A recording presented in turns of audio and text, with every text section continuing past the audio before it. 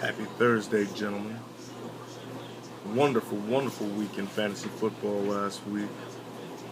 Gotta say, I am satisfied with what happened last week. Week 8. We got just a few more weeks left. 5 more games, gentlemen.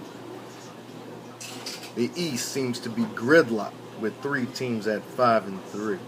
It's going to be a very important next few weeks. But let's get to it.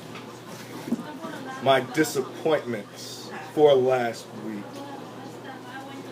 Lazy Pugs.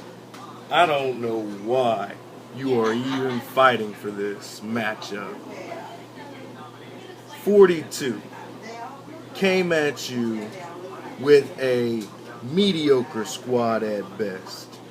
Unfortunately, you ended up losing.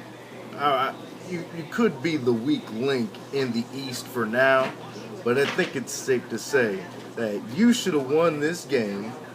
Larry Fitzgerald couldn't have performed any better, and the rest of your team garbage. Julius Thomas, obviously not what you expected. Kendall Wright, don't know what you were thinking on that. And Alex Smith, if you needed a quarterback, all you had to do was ask. Disappointing performance. Next on my disappointment of the week, Kista Hernandez and like it. Where to begin? Polk Panthers goes with no defense and still runs up your backfield. Destroy your aspirations of a possible playoff berth. I'm not saying you're out of it by any means. No, not at all. But that loss to the absentee Polk Panthers may just be the culmination of your season. Disappointing effort. You play Brian Quick, injured reserve. You play Jared Cook. What were you thinking? And now, you got Giovanni Bernard. Doesn't know if he's going to play. And you played the Colts defense against Big Ben Roethlisberger? Mistake. Horrible performance and very disappointing. Moving on to the fantasy dud. Part of my disappointment goes toward the fantasy dud. I can't believe that you go on Facebook and you put a post in the pride section that says, "I'm back." Yet, your team scores less than 100 points. You might as well have stayed out with that kind of performance. You're stuck in a no flex zone. No flex zone. They know better that he ain't gonna win. Flawless victories win is not surprising. But how he destroyed you is. You can't come into the Pride League and expect to just make a payday and be absentee. We've all been there. Some of us are still there dealing with the Navy and military commitments. That can't be your excuse. You have to perform better. Ridiculous. Payday. Fantasy dud. Moving on to fantasy stud. Now, I've got a message on the message board saying that Chicago Chalupas should be the fantasy stud. Granted, he indeed set the bar for fantasy points in a week at 233.4. Can't argue Jeremy Macklin's 50-burger performance. Can't argue it. Chicago Chalupas, not only did he get a victory, but he got it against the former champion, Don't Touch Me There, and older brother. It just shows that the older brother doesn't always win the fight. Chicago Chalupas is my fantasy stud. Congratulations. Moving on to the matchups of this week. Now, it is rather indicative of the season with 5 games left that the Eastern Division is indeed gridlocked with 3 teams vying for the championship and most likely the wild card berth. I think at the beginning of the season, we knew that was how that was going to go down. Now, we probably didn't know that Lazy Pugs would be at the bottom of the Eastern Division, seeing as he won second place last year. But to start us off, I'm going to go with my toilet bowl of the week, considering we've had quite a few. But the number 12 team and the number 11 team square off to get their 3rd victory. Who knows? They might just tie, which would just sum it up for both of their seasons, that they are garbage. So, who did I pick to win the toilet bowl? I went with Don't Touch Me there. There's no way the champion loses and becomes the worst team in the league. He would be a huge disappointment if that were to occur. Now, with that being said, I do have some reasons why Don't Touch Me there should win. One, he challenged Mitch and Chris to a competitive ending season record. Brother versus brother.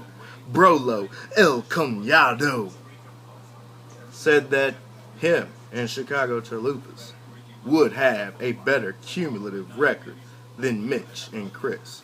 With that pressing, he doesn't want to lose that matchup. He's lost 6 so far, but he does not want to lose that matchup.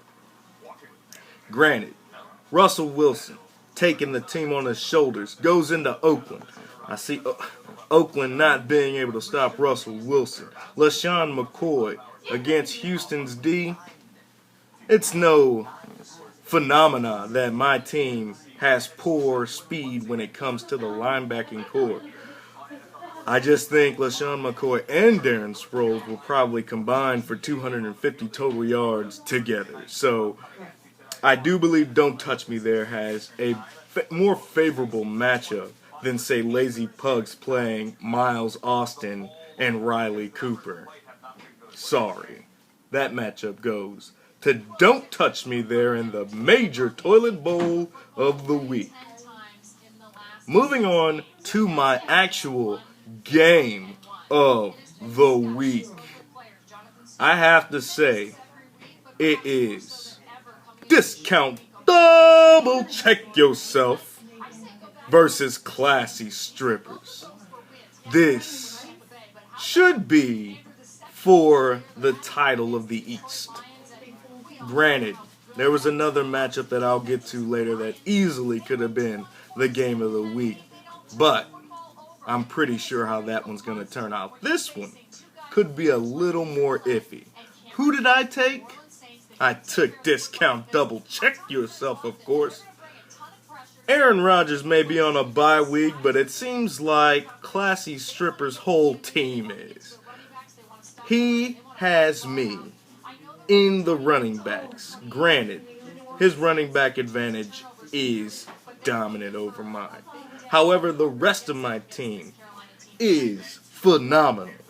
Not only did I pick up Big Ben Roethlisberger to go up against the Baltimore Ravens. Should be a tough matchup, but I couldn't risk Tony Romo sitting out on Sunday. I couldn't risk it. So I went and got who almost threw for the most yards in a single game, Ben Roethlisberger, to just rape the heck out of those Classy Strippers. Pushing forward Darren Sproles should have a wonderful day against the Houston defense. D'Angelo Williams primed to come back and run all over the Saints defense. Dez Bryant, whoever's throwing him the football, is going to have to be a heavy ingredient against Arizona's Patrick Peterson. Now, Dwayne Bowe going up against the Jets, I'm not really counting that. That's part of the bye week. But Mohamed Sanu going up against Jacksonville's defense should be a good one. Don't forget about Rob Gronk, honk if you're horny Gronkowski, to be able to get me a touchdown. That's almost guaranteed. Now, I diss Kista Hernandez and like it for playing Lorenzo Taliaferro. But that's only because there were two other running backs in Baltimore. Now, he's the feature back. And he's in my flex position. Now, my waiver wire pickup should net me this victory. Just thought I'd let you know that the Browns defense should run all over Tampa Bay's offense. Now, classy strippers, I expect him to perform well. Every year, he's always in the hunt, in the mix. But this year, I'm knocking you off. Victory goes to Discount Double. Check yourself. Moving on to the next game of the week. I can have two. You can have 2 games of the week. We're going with Chicago Chalupas and Designated Drunk Drivers. D. Now, there's no confusion about what happened to DDD last week. He ran into a brick wall. And what happens when an unmovable object meets up with an immovable object? Discount Double, check yourself, happens. Aaron Rodgers had a bad day, but Gronk picked up the slack.